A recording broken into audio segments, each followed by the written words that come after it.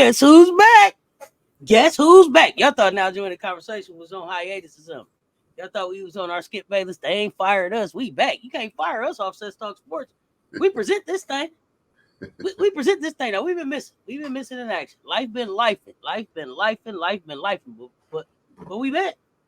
The show must go on. The show must go on. We appreciate the support. We appreciate the patience while we was putting this thing back together. We appreciate y'all rocking with us on the lives. Now joining the conversation, weekly check-in with Coach Ro. What's good, fam? What's happening? It's a lot going on. I hear a lot of conversations about, well, it slowed down. Not really. There's a lot going on. We know that the actual WNBA season is on a break right now, but there's a lot of basketball going on with those in the 3-on-3, the 5-on-5. We just had one of the most phenomenal things that we have seen in years in the WNBA, which we're going to talk about in a minute. We have some transactions. I mean, there's a lot going on that we are going to get into as they continue to occur. So let's get it on. Let's get into it. So this is Cess Talk Sports presents Now Joining the Conversation, WNBA catch-up edition. So WNBA, listen, I've been giving them a hard time since the beginning of the season. A lot of money been left on the floor. I don't cut y'all no slack about the money that's left on the floor, right? But I do try to also match that by calling out the stuff that takes place that is just awesome. And so, while there was some snafus that took place this weekend, some things that shouldn't happen. There was an orange carpet that went to nowhere, but I digress. There was great basketball play across this weekend. That orange carpet thing shouldn't have ended at the Adidas celebration of Candace. Like, there was a celebration of Candace Parker that took place across the WNBA, across the All-Star weekend, that had all of the All-Stars there having a good time, like fangirling. When you look at these pictures, and it wasn't really covered. Like, you had to dig for that information. Candace Parker. And I know, everybody, so everybody knows that Cheryl Swoops is my GOAT. And that doesn't just have to do with stats. But when we talk about Candace Parker, especially in this year where we're having this conversation about great rookies, even though she retired, and I know this wasn't really a topic, but I got to get this in. You can't deny the greatness that she was as a rookie. Okay, Rookie of the Year and MVP. There's not another one like that. So everybody can be trying to be the great. You can't. Rookie of the Year and the MVP. I mean, she was the best youngster that came in here, and the best one that played out all 144 of y'all that could be here. However many that was available at that time. And so I just, it's a shame that wasn't included as part of this celebration, as part of the, I guess, the general coverage of this weekend. Like, if you knew, then you knew, and you were able to kind of watch it on Instagram and see some different things. But should have been one of the crowning moments of this weekend. Would have been a great bridge to young players and old players. So that's an opportunity missed. But at the same time, on the other hand of that, we have to say that the skill challenge was historic. 3-point game was historic. Would have liked to see some kind of legends or up and coming high schoolers or something like that. Class of 25 versus class of 26, something like that, right?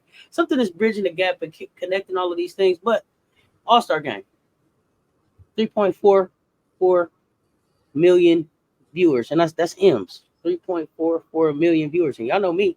I'm the one that was up here telling y'all the finals didn't crack a million, right? So 3.44 million viewers for an All-Star game is epic. Shout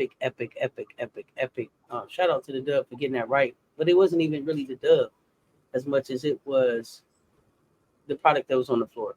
I mean, even if you, to me, were just a casual person clicking by, when you saw the intensity of this All-Star game, unlike any intensity that you've seen in an All-Star game, I say in the last 20 years, if not longer. Well done. Salute. 3.4 million viewers. Salute to the WNBA All-Stars. I didn't pick y'all, but y'all show earned it. And a good kick in the pants to Team USA all the way out the door to make sure they show up and show out as they go to compete internationally.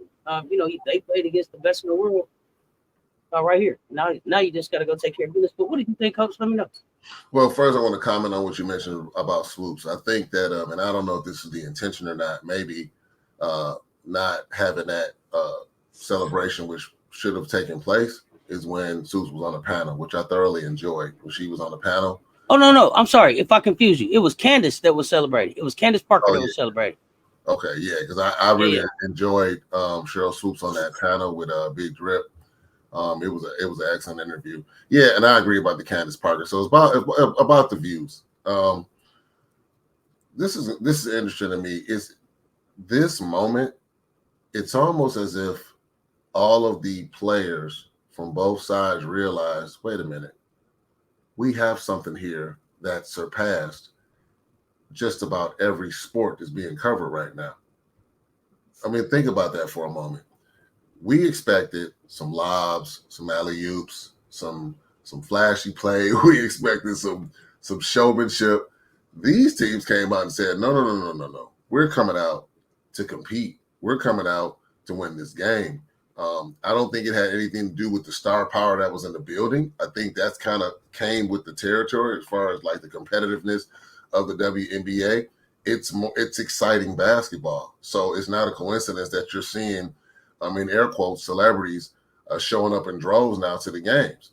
But what we learned and what we saw in this game is that there's a level of competition that's only going to get higher. So as we've been talking about this from day one, this is a preface for what's going to come for the rest of this WNBA season. When you see a player, I'm going to talk a little bit about Aguma Wale. We learned that Aguma Wale has the ability to score when she feels like it. This young lady put up 30 plus points in one half of basketball.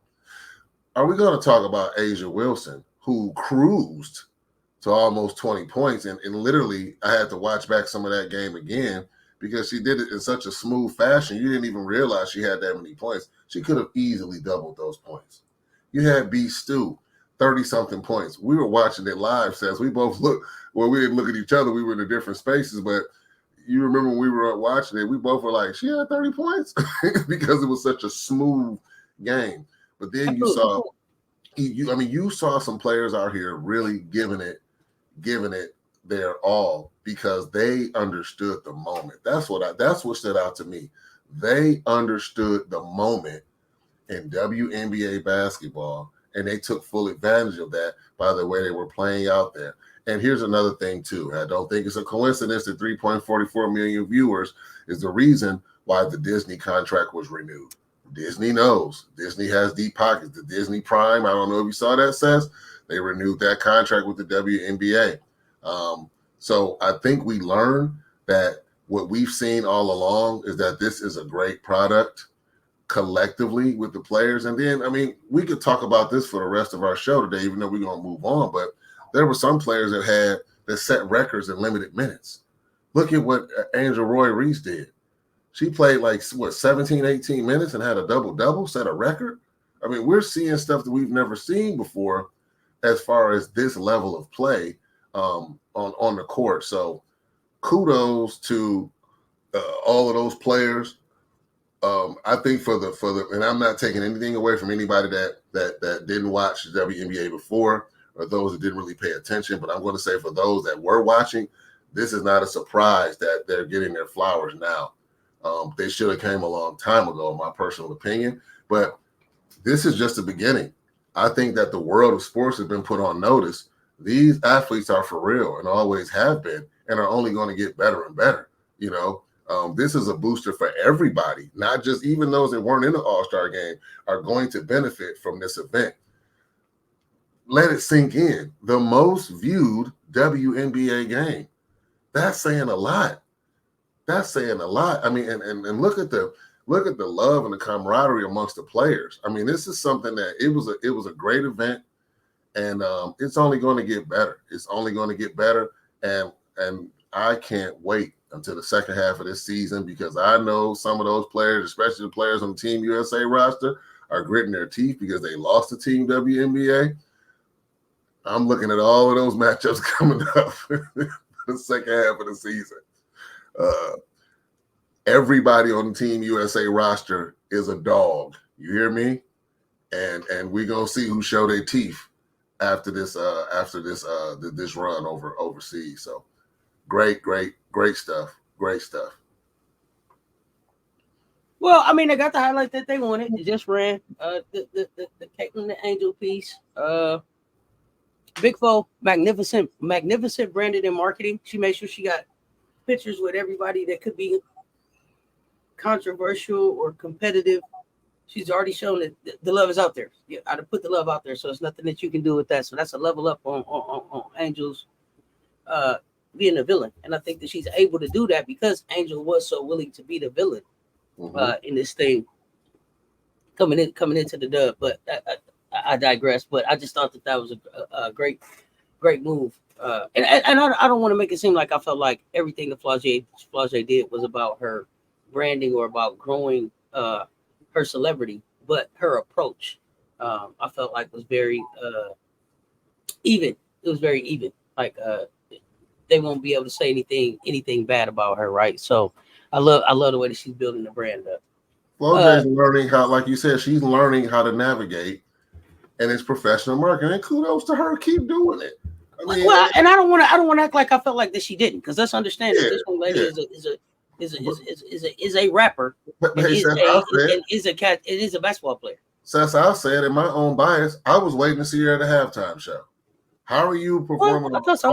How are you performing on all of these other platforms, and we get to this platform, and you're not at the halftime show? Even if it was a feature of a song, get her out there. The whole crowd knows who she was. I was just waiting on her to pop up from under the stage and have a cameo on there, so we can say, "Go!" You know, she was on the SB. She was on like 3 or 4 other platforms and did very well. So why? Well, okay, that's a whole other segment. Yeah, I mean, even if she was just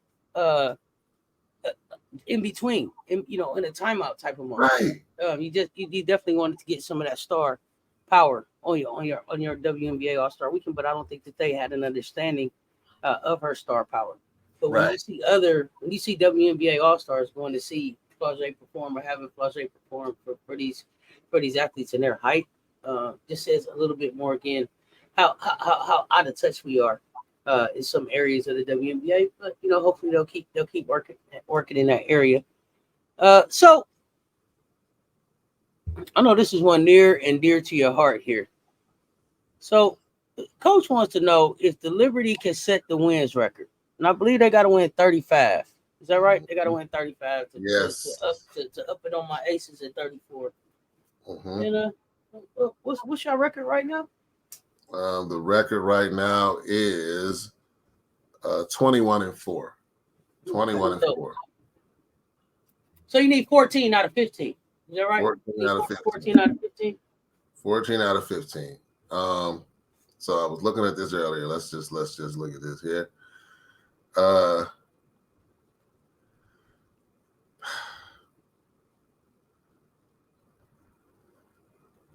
I think they can. And I'm looking at how, and I'm going to tell you why. So after the break, I want to break this down. First stop is the Sparks in LA. That's a win. The biggest game, clearly, obviously, 4 o'clock, prime time, CBS, defending champs. They've been watching. They watch each other. They're not shy about that. I know they're watching each other. They're seeing what's going on. They play the Aces at 4 o'clock. I think that's probably the one of the only games where I'm like, of course, I want them to win that, but this is going to sound a little strange. It's almost like that game from my seat is more important to Vegas than New York at this time, because New York is still trying to prove that they can get to a level to win it all. No disrespect to Agumawale. They got back-to-back with Dallas. No problem. They have Connecticut.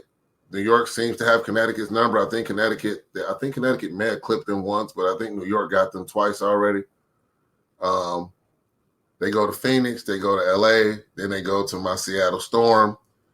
That's another sleeper game to me to go to Seattle. Seattle's been playing some good basketball. They've been putting together 3, 4, 5 wins at a time. And yeah, not looking as clunky as you say at moments. Starting to figure it out. Back to back with Seattle, but then there's another one. So here's the thing. Again, of course, I expect New York to win both games against the Aces, but I have to be realistic. One in a row, one at home. I think that's a split. I think that's, if I were to say that's the only loss they would have, it's the loss when they go to Vegas, in my opinion. Because then you got Vegas at home, same time, 4 o'clock. This one's on ESPN, another primetime game, big time game. And then you go back to Dallas. You got Dallas 2 times. And then don't sleepwalk because you got Minnesota coming to New York. Then they had the Mystics. That's a dub. No disrespect to the Mystics. And then finishing it off with Atlanta coming to New York. So I really see the threats obviously will be the Aces twice. I'm not going to disrespect Minnesota. Minnesota has proven that when they play together, they can beat anybody. But one thing about Minnesota, they're starting to fade to me. I know they're 17-8, but I'm looking at how they're playing. There's something off there. I don't know if it's the energy level. I know they had a couple injuries, but something's not. Well, on the surface, I know I was saying before, they're living and dying by the 3. They made a lot of 3-pointers. They're heavily relying on the 3. Those haven't been falling like they have been falling. Go Court Go has been making her impact, but I mean, because they even made it to the point where Peely was getting in the rotation. So we saw what Minnesota was doing. They're getting ready for the playoffs. They're like, look, we want to go, at least 9, 10 deep, understandably. But that's my take on it. So the overall answer to the question, I think they can do it. It's going to take a lot. And those 3 games, I'm going to say, are the biggest ones. Both of against Vegas and then Minnesota. And again, no disrespect to Connecticut. No disrespect to Seattle. I'm a Seattle fan. But that's my take on it. JJ, I keep saying this. I'm going to say it again. JJ, we need you. Give me 17 and 10 consistently.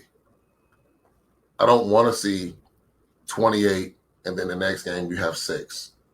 I don't want to see 19 and the next game you have 4. You need to be consistent. That's the only way they get to beating this record is if they're consistent. Now, here's the other side of that. If they come out of this, let's say hypothetically, Cess, they come out, they drop the game in the Connecticut. They dropped that first game in Vegas. I think you're going to see New York start playing with some matchups to get ready for the playoffs because the record is going to be a distraction. Well, because you can't get it anymore. You know what I'm saying? So that's what I would see happening. If they take one of these early, like, for example, if they take this early loss either to Connecticut or Vegas, I see them kind of like, okay, let's regroup. Let's start figuring some things out to pace ourselves for the playoff run. So that's my take on it. I think they can do it, but those are the parameters for my seat as far as them getting it done. Thoughts? Yeah, coming back, they lose the first 2. They dropped the first 2 coming back on the road. They lose to the Sparks and they lose to the Aces. That's how I feel. Okay. Is it because it's in LA or because the Sparks just had that matchup? I just think the Sparks play. I think the Sparks get up to play some of the better teams. They got up and beat our butts twice. I think they can catch New York slipping, coming back. The Aces are going to be looking to make a statement. What's crazy is that I think that if Satu Sabally is back, they could lose potentially the first 3 games back. So if Satu is back with Enrique, Dallas may look different. They may be able to catch Enrique coming off a heater. Enrique's coming off a heater. Looking like they want to make a statement. Then they got Dallas back to back at home. I can see them potentially dropping one of them. Kai Copper, I don't know. Kai Copper could have one of those games. Big Fo Senior could have one of those games where when she's cooking, who's stopping her? Like, defensively for you all, who's stopping her when she's cooking? Is it Inescu? No. No, and it's funny you say that. I think New York has been successful in moments where it's more of a team approach. They really don't have a one defender like lockdown defender. They'll outscore you, and they're great at trapping. They're great at defending the post pass too. I noticed that they help out JJ a lot with that. They'll put pressure on the perimeter to a certain extent with those wings, but yeah, they're not individual. With the exception of what's her name? Y'all talking about her shorts all the time. Hyphenated. Oh, good grief! We find her name. She's the best defender on the team. Laney Hamilton, but Laney Hamilton, yeah. Okay, we'll see. She's the best defender, but not lockdown. No. And that leads me to Seattle, where you got a home and away with Seattle. And if Horston and Lloyd are on, I don't know. I don't know what y'all do there. If both Horston and Jewel are cooking, but NECA and Skylar giving them anything, right? Because Ezzy's going to be Ezzy. So, I just see some potential here. And like you said, they lose one. They lose one and they may back off, especially if they lose one early. But yeah, for me, I'm gonna say no. I don't see him going 14-1 in the last 15. But stranger things have happened. Because I got the Aces winning out, so that's blind without looking at the record, without looking at the schedule. I got us winning out. Period. Okay. I would expect nothing less. I mean, you said that at the first half of the season. I mean, you were very close to that prediction when you said, "Hey, they're gonna." I mean, they had a rough. I want to say, what was it, 6 games where it was like 3-3. And then what did they win? Is it 9? Is that the streak? 9 out of 11. 9 out of 11. 9 out of 11. Well, at this level, I don't think anybody can win more than 14 out of 15. I just don't. But we'll see. We'll see. So, Coach, you was feeling like some coaches was on the hot seat. I don't know who you felt like was on the hot seat, but these were the ones that I was thinking about was on the hot seat. But I'll let you go first. Who you got on the hot seat, Coach? Well, can I take a quick, just a little bit of a spin just for a second for those that are safe. Give me 2 seconds on that. Yeah, for sure. You got three in my opinion that are safe. I mean, they may even have murals coming. The furniture's all set up. They picked out everything. And that would be Becky Hammond, Cheryl Reeve, and Stephanie White. Those 3, safe. I hear a lot of buzz about 2 coaches that I think are safe. Stephanie White, coach where? Stephanie White coaches Connecticut. Connecticut's coach. She's straight. She good. She good. We'll talk about it.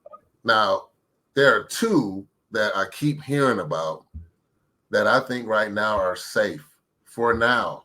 And one of them receives a lot of heavy criticism that I think is kind of unwarranted, and that would be Teaspoon for Chicago and Nate Tibbetts for Phoenix.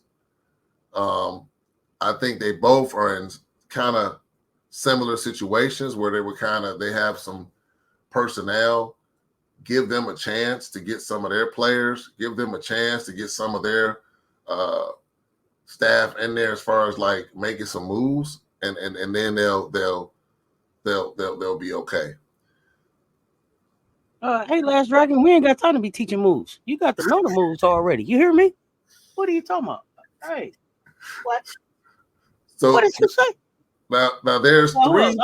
I'm teasing. Go ahead. I'm teasing. I know. Could you teach me some moves? Yeah, when you had the moves and you had your white on and everything, I saw you down there. Everything. So there's 3. The curtain. there's three coaches, in my opinion, that are in that middle area, not necessarily hot. They're going to grow. There's injuries. There's strange things that's happened to things on their team. And the three coaches I'm going to talk about first, Latricia Trammell, Dallas's head coach. If you look at Dallas on the court, they are growing. I know it's a small sample size because of their record, but chat fam, let's look at their play. They're playing better. They're in more games than they were. And as Cess mentioned before, Sabali comes back. You know, could that be the true litmus test for the second half of the season for them to do something? Now, here's another team that, and I got to give Cess credit on this one because I was, and I'm still extremely skeptical, but Kurt Miller with Los Angeles. They're growing. Look at the product on the court. The Sparks are kind of unpredictable as far as like which team is going to show up. And not to say it as a cliche, but when they're clicking on all cylinders, they can beat anybody. By the way they're playing, but again, it starts with the coach. So I think that there's some growth there that's continuing with him. And then this is going to surprise you. I know I give this team a very hard time. I'm always on their back. I'm always jumping all over them. I'm always on them. But I really still think that steady growth, some growth there, that the person that's kind of like in that secure, but not necessarily you're out of here, Tanisha Wright with the Dream. I think she's okay right now. Because of what we're seeing on the court. Again, the Dream is a team. There's been a couple times where I was like, how did they win that game? There was a couple times where it's like, I can't believe they're this close, in some of these games. So now here's a couple that better keep winning. These two better keep winning, or they're going to be on the screen with these four from this segment. And that's Sandy Brondello from New York. The expectations are high. Championship or bust. It's that simple. I know there's been a body of work put in, whatever, but I'm telling you, if the New York Liberty are not playing for or winning that championship this year, hot seats coming. Another team that I like, Noel Quinn with Seattle. The expectations are high. You got three veteran players that were kind of like the makeshift super team. You better keep winning. Which leads me to it's one here I didn't see. One I didn't see. So I talked about Latricia. I talked about Kurt. So Eric Thibault, Washington. I don't think there's anything that can happen here. Whether it's a rebuild, whether it's a product on the court, it's not looking good. I hope I'm pronouncing his name, Thibault. I think he's gone. And there was one that I was surprised I didn't see on here, which was Miss Sides. Why you look like that? Well, because the only reason Sides isn't on here is because Sides' seat isn't on fire unless they don't win the championship, right? So the people that I have listed are about production. I'm fine with how Sides is coaching. I'm fine that Sides has decided to stand on her business and make it run through AB. So I'm happy that Sides has decided whatever y'all decide, I'm going out. I'm going to coach how I want to. So I'm okay with that. So I don't have a problem with Sides. I didn't have a problem with Sides as a coach. What I said from the gate about Sides was she was fired the minute that they decided to draft Caitlin Clark. Right. Because I don't think that she can get them to a championship as fast as the Caitlin frenzy is going to want Caitlin to get there, right? Or the Caitlin support is going to want her to get there. So for me, Sides isn't up here strictly because I don't have a problem with how Sides is coaching. You know, she has the team kind of doing what they need to do to be able to compete, right? They're in the playoffs. But I just always felt like she was going to be fired the minute that Caitlin was brought in. And I feel like that happens with faces of the league. Michael was one. We had to have a change there. LeBron was one. He had to have some changes. Steph had to have some changes to get where he had to go. The only one that I think that I, Magic had his stuff. Timmy didn't have to have a change, and I don't remember how long Greg was there before David got there. If they got there together, I don't remember. But I also don't feel like Timmy had as much frenzy around him as some of these other players. And then Papa's a hell of a coach. So, I just, and then the coaches that got fired, it wasn't like they went on to be like Hall of Fame coaches nowhere else. Like you weren't going to be able to coach this level of talent. And so maybe with the exception of Mark Jackson is probably still coaching if he doesn't have the comments and the other stuff that happened outside of what was on the court. So good point. And to talk a little bit more about Kurt Miller, here's the reason why I agree. Kurt Miller. Now I said he was kind of like in that gray area. Kurt Miller was brought in as part of a project. I think everybody knew that. Like this was like a rebuild. It's a project. Let's see what we can do. We had the second and fourth pick. Is that right? Second and fourth pick, is that? No. I believe it was 2 and 4, yep. 2 and 4.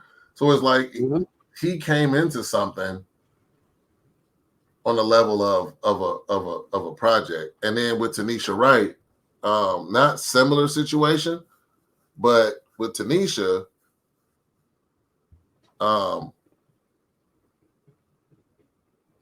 it kind of rests on Ryan Howard. Is that a safe statement? If Ryan Howard continues to it steps up and plays. Okay. Am I turn yet? Because everybody, look, hold on, I don't know if y'all can see him. Let me blow him up for a second so y'all can understand. Everybody on this here picture is on the hot seat to be fired. Do you hear me? Hot seat to be fired. Coach up here, listen, I don't know if it's because we talked early in the morning with Coach up here and he being all nice and stuff. Listen, come on, family now. Coach ain't been around in a minute, so he being nice. Listen, first of all, he said that Tanisha Wright was okay. Tanisha Wright is 1-9 in the last in the last 10 games, and they've lost 8 straight. They're trending in the road. They're 7-17. There's nothing okay about that. They have a 29% winning. When you look at Atlanta, right? And so Ryan Howard is a part of this thing, right? Ryan Howard is a part of this thing. But let's be for real. Let's so we look at this roster and we say, you have Tina Charles, you got Jordan Canada, you got Alicia Gray, who's balling, right? Ryan Howard, Ariel Powers. They've had some injuries and stuff, but overall, just don't seem like this thing is coming together how it should come together. Now, what happened to Destiny Henderson? I don't know. I would have liked to see Destiny stay because I thought that Destiny and Ryan had a good rhythm that they were able to play with. But I digress on that part. I'm just saying, listen, eight losses, 1-9 in the last 10. Your job's not safe. Your job's not safe, honey. It's not. You're 7-17. You're 3 wins back. from 8, you three losses back from 8. So I guess that's like 6 games, 6.5. I don't even know how to do the math to get you up into 7 or 8. It would take a miracle because it sounds like there's more games than what's left. Okay, it's 20. You played 24 games. There are 16 left. You probably have to win out now.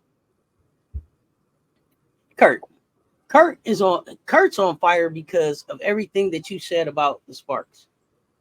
They're a team that can beat anybody or lose to anybody. The growth that we've seen, I feel like, is only from the chemistry and the level of comfort that the players have built amongst themselves. Excuse me.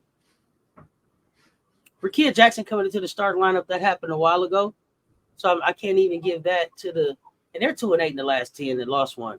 But a beat, and I know people will probably say says you biased because of Rakia, but to beat the defending champs twice, and without Cam, says to me that there's a lot of talent there. Kurt Miller's mishandling, and I'm calling it mishandling now, of Zaya Cook is, cover your ears, Coach Ro, pure bullshit. Like there's no explanation, and I don't want to hear nothing about she was late for practice. How many times? When? If she was that late, fired. You know what I'm saying? Like that's what happened at work. If you've been that late, you get a warning, you get a what is it, a occurrence or whatever it is, and you get so many of them, and then you out the door. Now, if she's that much of a problem, then she shouldn't play at all.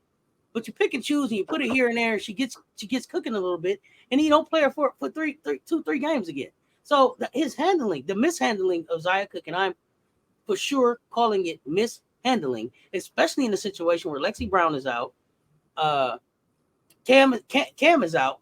Zaya is not a rookie. Zaya's played in this league. So this is an experienced player that you have on your team that could be making a difference. So the mishandling of Rakia getting into the starting lineup, and even if it was that Rakia felt like she didn't know enough to be in the starting lineup, that's when the coach comes in and says it's okay if you mess up. That's when the support comes in. That's when the stuff that they talk about the Dawn Staley's, the Becky Hammonds, the players that are around you come in and say, hey, I got out there and messed it up on my first time, my first time out there. Now I told somebody earlier tonight, there's some things I can't understand. Calling a timeout when it ain't no more. And scoring in the other team's basket. There's some responsibilities that you have to have out there. You got to know which way we're going. You got to know how many timeouts we have. Because you can look up at the score and find that stuff out. Okay? You don't even have to ask nobody if you just pay attention to your surroundings. So besides those things, as a rookie, you're going to go out there and have rookie games. You're going to go out there, you're going to have outstanding games. That's what gets you in the conversation for Roy. So Rakia should have been starting way sooner in this situation. And then I just don't know that they did enough with the loss of Cam. Right? So you lose Cameron Brink, who's 6'4", a hell of a defender, and you show up, and this is not a knock on her, but you show up with Crystal Dangerfield? Why? Why a guard? A 5'5" guard at that. And I just said that we're mishandling Zaya Cook, who's a 5'9" guard. So he's on the list. He's on the list for the mishandling. He's on the list for the mishandling of the players for me. Kurt. Tanisha, I spoke to that. Eric. Yeah. Eric first. Eric first. Eric. So here's the thing with Eric, is I think Eric is in where? Washington? Okay. He's in Washington. Now, at one point, he took over from his dad. Yeah, so, I got this. Yeah. Okay. All right. So we got some nepotism going on here. And yep. Hey, listen, y'all remember what I said about LeBron, so don't come for me in the comments about this. Nepotism, I don't have a problem with it. It happens every day. LeBron, I mean it. LeBron, if you can get your daughter in the NBA, sign her up, man. Sign her up. I agree. Sign her up if you can. Absolutely. Once you get them the job, their responsibility is to keep the job. Now, if you got them the job and they can't keep it, hey, Pops, tried it, didn't work, move on. I don't know what you're going to do. If it ain't basketball, maybe you're a trainer. Maybe you are a media guy. I don't know.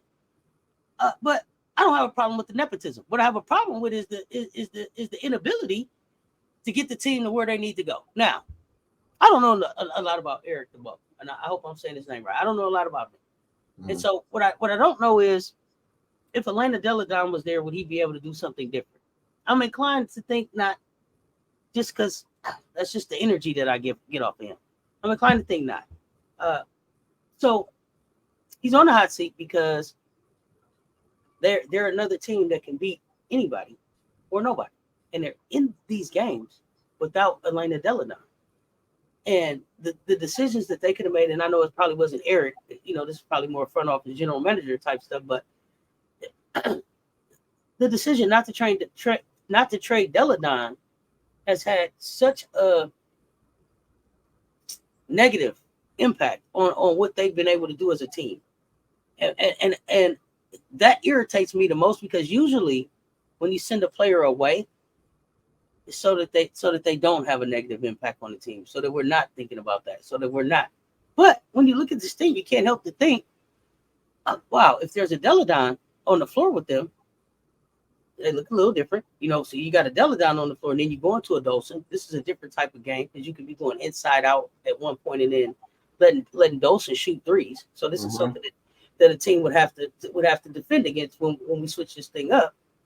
Or you could have traded Deladon and brought in some other pieces that would have helped. Okay, I think that Aaliyah Edwards is a rookie that we don't talk about, and I think it's unfortunate. And I think we don't talk about her because they're losing, right? They're losing, and then she didn't come in with a lot of star power anyway, but she's been a solid rookie, right? Part of that problem there, though, is I feel like there's not a vocal veteran calling out what she's doing, right? And then I don't think the team is doing a good enough job to call it out to people. So like I say that to say Kennedy is going to call out what Angel does. Kennedy is going to call out what Camilla does. Teaspoon is going to call those things out. I don't see Kirk calling those things out for Rakia, but I see Rakia doing TikToks, and I see who did she sign with? Rock Nation. I see Rock Nation putting out highlights, and so this is how we're getting the Rakia feed that we're looking for. Right. They're just not doing. They're really mishandling this rookie who's having a solid season. And I don't know, did Aaliyah get to go home to play for for Canada's Great team? question. I don't know. I don't know. Now I know that Letitia went. And that's another reason why you're fired in Atlanta, because here's somebody who can go play for their whole country but can't get 7 minutes in the WNBA game. How does that happen? How what? You gotta be able to explain those things. You got to answer for that kind of stuff. So Latricia Tremmel, coach set up here again, being nice, talking about she's okay. They're growing. Growing where? And the growth, and if you're able to show me some growth, I'm going to push back and say that that's not because of Latricia Tremmel. When I look at Latricia, first of all, I was blown away when I learned from the fam that it's really Coach Enrique out there. Okay, Enrique and Enriquez. And Enrique is kind of calling the shots here. So, and I don't want that to be misunderstood as if I don't understand that there's some empowering that goes on with the leaders of the team. Even in college, you look at Raven. Sometimes Dawn may have a look that she gives to Raven to see, do you need me to call a timeout? Do you got it? Can you slow this down? There's an eye communication, a signal. I don't know, whatever it is, but it happens with other coaches, probably with Paige and Gino, right? There's some empowering. LeBron, he's empowered to do some things. Tatum, Steph, maybe Aaliyah Boston's son, Alicia Gray. These players are empowered. Angel, Asia, they're empowered to make some decisions about what's going on the court. So I don't want to make it seem like I don't understand that. But when maybe we need to be going to do something different, or maybe I want to see us try something different on the court, And then that's up to whether or not you feel like you're coming out right now. What am I paying you for? What am I paying you for? I mean that like wholeheartedly. Like, what am I paying you for? I would rather take some of your salary back, because we already talked about that. One of the very first things that messed this league up was that they decided to pay the coaches more than the players made. So I would rather take some of that money that I'm giving you back and spread it across some of my players that are playing, and give Enrique a little bit more money if she's gonna be the boss out here, and take my chances with that. My problem with Trumbo is that you can't be growing. And what did I say? What was their record? Sorry, let me get back to the standards here real quick. Their record is, let's see. 3-7. They won one. They've lost three of they've lost 3 of the last 10. So 3 of 7. Mm-hmm. Overall record is 6 of 19. Mm-hmm. You can't be growing from 12th place. When, and I'm qualifying that with, because any other play, like Chicago was in 12, they grew to 8. You can't be growing in 12th place when you were playing to get to the championship last year. And as important as I think, Satu is, I can't blame the bottom falling out on this on Satu not being there. And I'm not willing to say Maddie Seegers broke her finger, right? I'm not willing to say those things, because I just saw Enrique give the best American basketball players in the world 32 points in 20 minutes. So for me, everybody on here is on fire to get fired. Period. That's what I meant with it, Coach. I mean, and I love it. That's why. That's why we had a conversation. Now, you said you thought some people were safe. Yes. I got the jury out on a few. Okay. I got the jury out on a few. And I'm gonna tell you who. Talk to me. Connecticut, you're showing fraud. Okay. You're showing fraud, so I'm not sure about your coach. Okay. I'm just not sure. All right. I say Minnesota's okay, because I think Minnesota's issue is really that Nafisa Collier hasn't been playing. Mm-hmm. But I am concerned that it seems like Courtney Williams' minutes have gone down in the last few games. So the jury's out here. Noelle Quinn. I knew you was gonna say. The jury's not out on Noelle, and I'm not a Noelle fan. But the jury's not out on Noelle because they have 1-3. They're 8-2 in their last 10. They've won more than they lost on the road, and they play very well at home. In conference, they're 8-6. I called them clunky from the beginning. Right. I think moving Horston into the starting lineup was a big difference. She's got Ezzy playing. She's figuring out a way to make Skylar and NECA work. And I didn't expect to see them tie for third. I thought that it would be difficult to get all of these. But that's why all of these characters together, right? I didn't know that if she would be able to manage all of these different roles and expectations. I wasn't sure.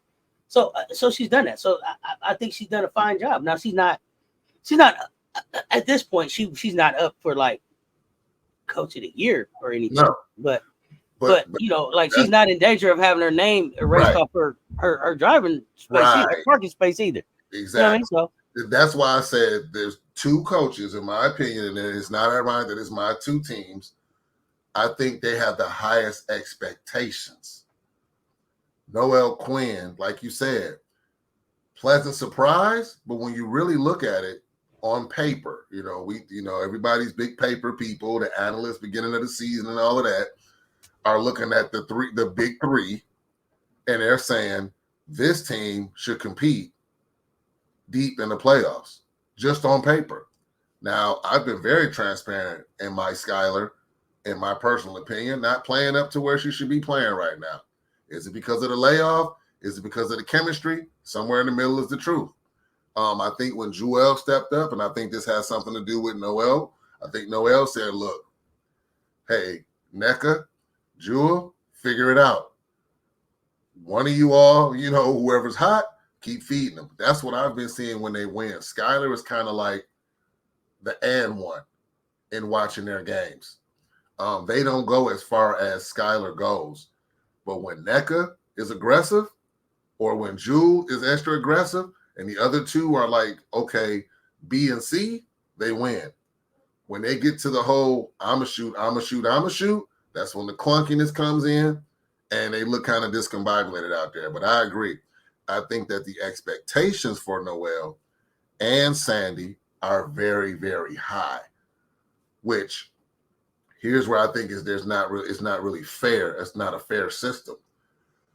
We could do a segment at the beginning or the end of this season and have Noel's face up here because they didn't do well in the playoffs. That's how this goes because of the expectations.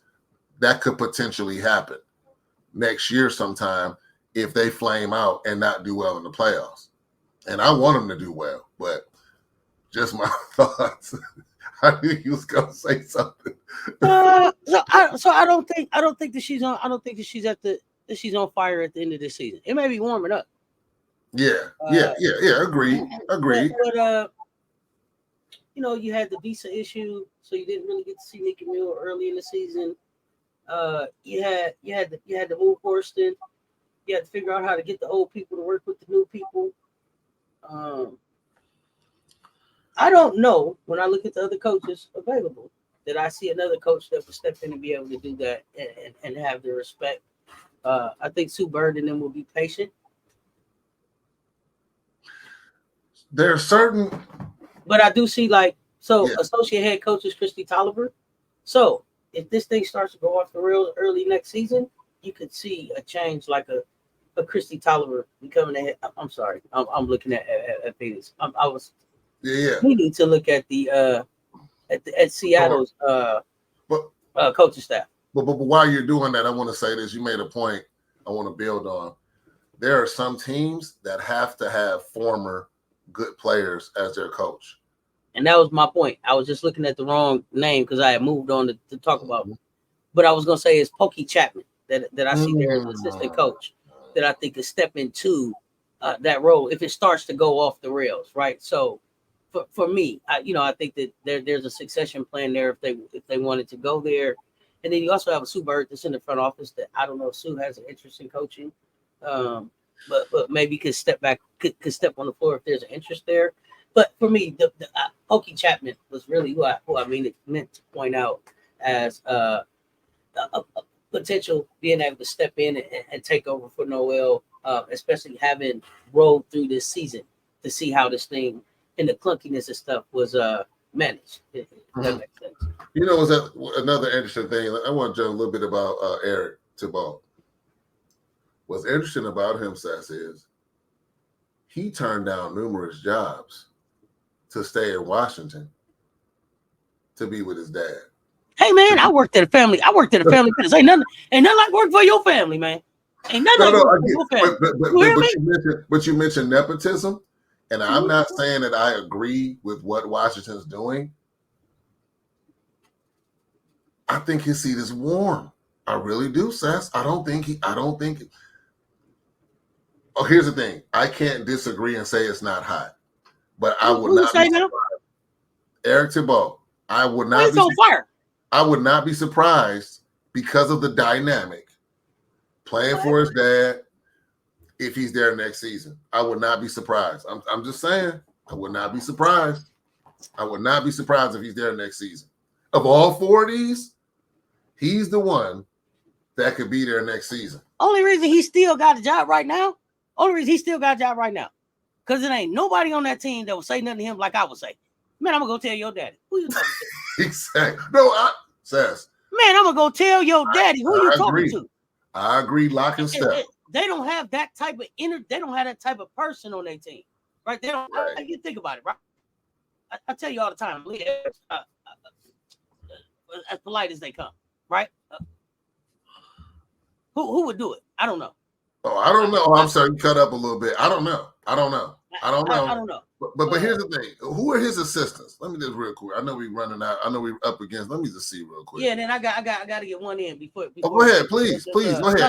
Let's finish him up. I want to look and see who his assistants are, because I'm curious to see. I'll tell you right away. So you got they don't even list them. Let me see here. Yeah, you got to go to another page for them. Okay, so it's Eric. So you got Latoya Saunders, associate head coach. You ain't got no sense. Now, so you got Latoya Saunders, associate head coach. Okay. Along with University of North Carolina. Okay. 13th overall pick in 2018. Okay. A defender, 48 blocks during the 2015 season.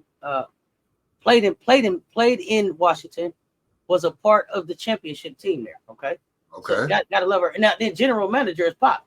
So this could be a situation where Pop and Son and Pop gotta go. This could be. This just could be. Might be time for a change. You got Maria Giovanetti, assistant general and senior vice president, strategy and vision. Maybe time to move her into some things. Safu Bernard, I'm not familiar. Amy Bracey, Dr. Kayla Flagg, Dr. Christina Kennedy, Ashley McGee. These are some of the other. Shelly Patterson, Stu Singer, some of the other people that I see around the team. Emma Skinker, Andrew Wade, Sarah Walls. Now I'm getting into the video people, but I'm not seeing a lot of WNBA legend. I'm not seeing a lot of WNBA legend around it. For them to have won a championship as recent as I think it was 2019, right? 2019. Yep. It hasn't even been 10 years. Mm-hmm. For them not to have a little bit more of that Mystics way around the organization says to me even more that this is a coach, and we need to make a change at maybe at the coach and general manager. Just get some new eyes in there. Sometimes you gotta get a fresh set of eyes on there. But before we got here, I know we got to go, but I'm not gonna keep you long. But you mentioned this. You mentioned this guy and talk about he's okay. No, he's not. Nate Tibbetts. No, he's not. No, he's not. Nate, no, he's not. He's not. Now he's not on fire. He's not on fire. Oh, listen. But he's pulling on his collar. He's heating up around this thing. You hear me? He's pulling on his collar. I want you to know that. Now listen. Let's think about this. Now, all right. You got Copper. You got Cloud. You got Griner. You got Taurasi. You brought back Charisma Osborne. You got Makia Herbert Harrigan. Did I say Sophie Cunningham? Nope, you just did. Yep. Okay, so that's Taylor Shook Sutton, right? What are you doing with them? What are you doing with them? So for me, you had a team where Phoenix is one of those teams that loses. They're giving fraud because they lose to teams that they shouldn't lose to. Okay. And I'm not going to say that they beat teams that they shouldn't. No. But they lose to teams that they shouldn't lose to. Okay. And we're going into new facilities, which means we spent a lot of money. Which means we're going to be looking to win in these new facilities. And this inconsistency is not going to work. Mm-hmm. And so for me, it's timing. It's timing for him. It's heating up for him because it's timing. We got new facilities coming. We want to be able to attract people here. BG may be finished. Taurasi may be finished. We got Copper here. You want to build around Copper. Who are we keeping here? Got to make some real decisions, right? And it could be one of those situations where, with Tibbet, is you were a nice bridge, and now we done got to where we're going. Okay, we didn't win as far as we can with you, and now we need another level of basketball expertise. Because I don't want to make it seem like he doesn't know the game or anything like that, but another level of expertise, somebody else, a new energy or something to get them over the hump. It's been too long since they won. Diana Trot's been playing 20 years, 40 years, 50 years. I don't know however long it's been. BG been playing since she was 7. But how many times? When was the last time they won? And even more so than that, when were the last time you felt like they were a real threat? Right? Copper coming back, Copper coming over. What we saw at the beginning of the season, like, whoa, look what they can be. Me and you both was drinking the Kool-Aid. Oh man, look what they can be. Yeah. It was like, wait a minute, is this Kool-Aid or Flavor Aid? I like Kool-Aid. It got, what is this? It's not. This is not red. This ain't red that I'm used to. I think Tibbetts will get a chance after Griner and Taurasi leave. Like you said, you made the point. It'll be Copper's team. Let's see what happens then. Because I don't think they really have defined a style. You and I both said, wait a minute, they started the season. We're like, hold up, look at Taurasi out here running this 3-guard rotation. Coach, and they surprised me. They opened $100 million facility with a practice with a practice facility that got Diana Taurasi name on it on the floor. But who do you bring in though? Who do you bring into that? Who would take that? Who's taking that? Because if you come in, that's an instant hot seat. You make a great point.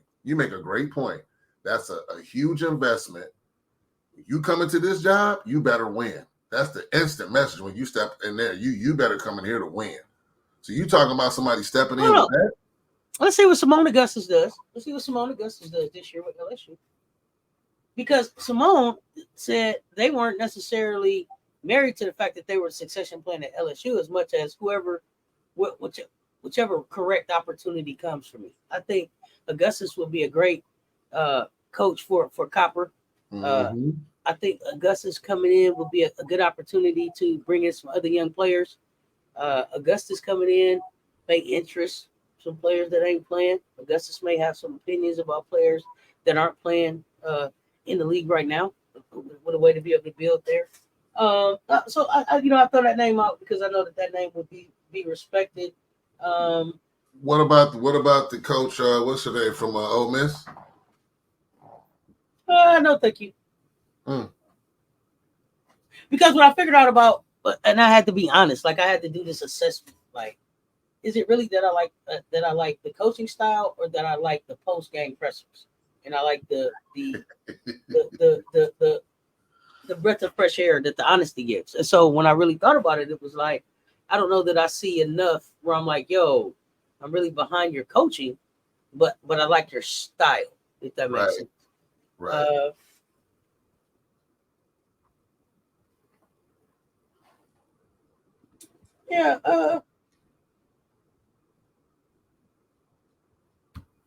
Texas A&M, I don't know. Would Joni want to be there? Would that respect be there? I think that would be the $1 million question. Can she come in? Because there's no time to build. There's not an enormous amount of time to build rapport. You got to come in here and be ready to go. Ready to go. No exceptions. Let's go. Let's get at it. You know what I'm saying? Would you give the Arizona coach a chance?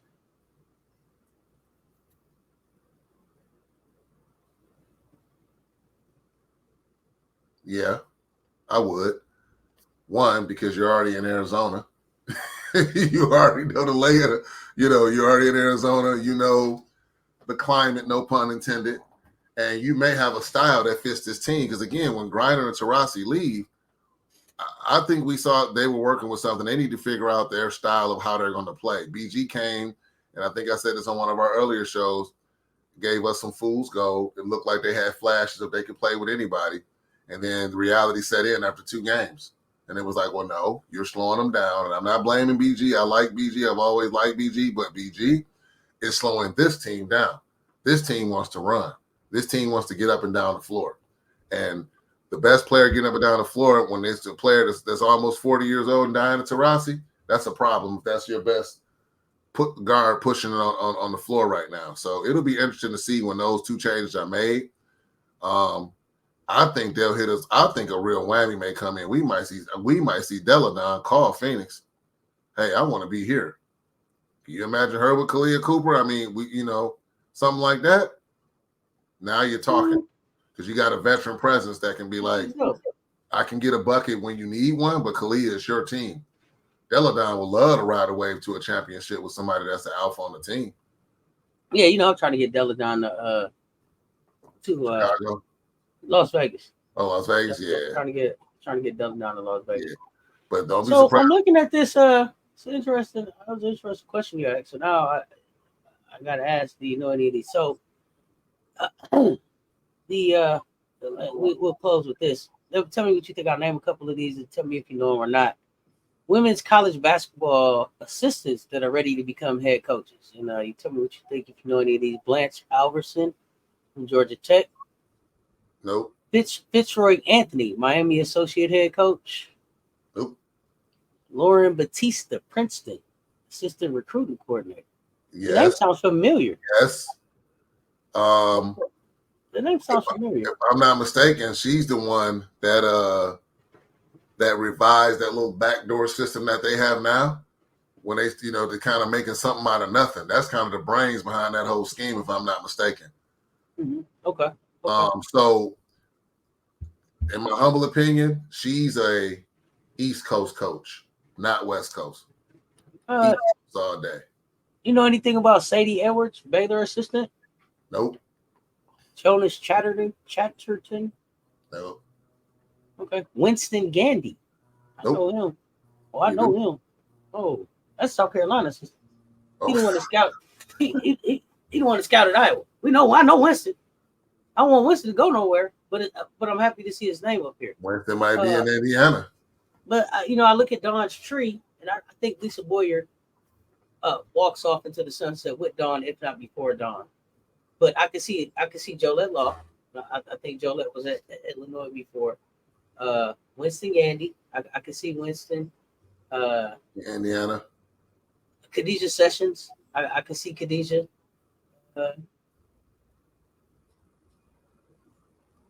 I love Niall Ivy at Notre Dame, but I could see her moving up. Raina Harmon, Iowa assistant. That's an interesting one. Yeah, I think it seemed like I seen the sister somewhere before. Raina Harmon. I'm not. When I'm looking at her, she looks familiar. If they consult with Cece, never know. Bring her in for an interview. Lindsay Hicks from Virginia Tech. Little familiar. She came up. Wasn't she the one that was kind of criticized about the injury when she got hurt? When what's her name? That the Vegas drafted. Kitley. I remember seeing her name in the article. I don't know if it was a help or it was she worked primarily with Kitley. She's the post player specialist. Yeah, okay, so it was her name that came up. Something about how did she get rushed back? Remember she was hurt? You mentioned it. You didn't say her name, but she was like, "What are they doing?" She was just hurt. She came right back. Yeah, I hadn't done enough of a deep dive really to attribute it to this associate head coach. It was just like, why is she coming back? Yeah, and I'm not saying it's her fault. I just remember her name coming up when she got hurt again. I was like, well, what happened? And her name was in the article I remember reading. So Chris Coughlin is USC assistant. Was hired away from the Sparks. He spent the last 5 seasons working as a defensive coordinator for Kurt Miller at the Sparks and the Connecticut Sun. That's because the Sparks trying to align themselves to get Juju, but that's a whole nother segment. So I wonder if he would be interested in going back to LA. Kelly Kamara from Purdue, associate head coach. Michaela Mabry from Notre Dame. I wonder if there's any relation to Mabry. And then Joy McCovery from Tennessee. Those were the names that popped here. Oh no, Calamity McIntyre from Illinois. Corey McNeil. Yeah. Oh wow. Corey McNeil, Carla Morrow. Wouldn't want her journey to be a calamity. You're so silly. Shannon LaBeouf, Gavin Peterson, Gary Reduce. You know I couldn't resist that one. And looked like Rhett Wiersma, Indiana associate head coach. So those some of the names that was like good stuff. Good stuff, Cess. College coaches next in line. So I don't know. Maybe one of those names will make a jump to the Dub or move into a college role that pushes a college coach to the Dub. We'll see. But it'll be interesting, coach. It's been real. Glad we were able to get one in. Now during the conversation is back. What you got? Hey, the show must go on. Hit the like, hit the subscribe. We pushing to 10K. We're gonna get to 10K. It's just a matter of time. 10K by the end of the year, y'all. 10K by the end of the year. Go to the community channel. Support the book club. Support. Look at the highlights that are being pumped out. The highlights are coming out. Some great highlights are coming out. Those that are already part of the fam, jump in the Discord. There's a lot of good things going on over here. Follow us on all social media platforms. I'm glad you said that. The Discord, pull up the Discord. Right now it's free entry in the Discord. As the channel starts to grow, I want to be transparent about one of the things that will happen is the Discord will lock down and it will become part of just the VIP membership. So while you can click that link, pull up in the Discord, get your spot. It's filling up. And going into next month, y'all, we're gonna be starting to do some just some small cash giveaways on the channel. $30 on us, get you some lunch, get you a league pass or something like that, and some bigger things. So some cash giveaways just for tuning in on some of the lives during the Olympics going into August, and then we'll have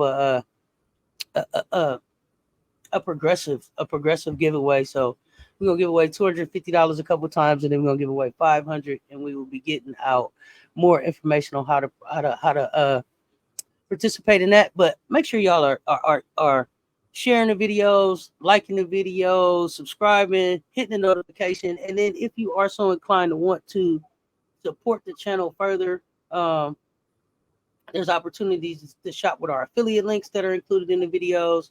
You can always shoot us a Cash App. You can always shoot us a Zelle. If you have ideas about giveaways and stuff that you could do, like Miracle Writer for You with the book giveaway raffle that we did at the last book club, that was really dope. All of those things help us grow the channel and help us be able to bring you more content and different ways to be able to connect with us. So be on the lookout. We are starting to really get into planning the Cess Talk Sports meetup for South Carolina. Dr. KJ even mentioned maybe the potential of some funds coming our way to help some people to be able to get to the event, to be able to hang out with us. So lock in, y'all. Buckle up. We on our way. Coach, with that, I'm gonna get on out of here. It's your favorite auntie with Uncle Tendencies. Until next time, stay tuned. Talk soon, y'all. We out. Peace. Hello.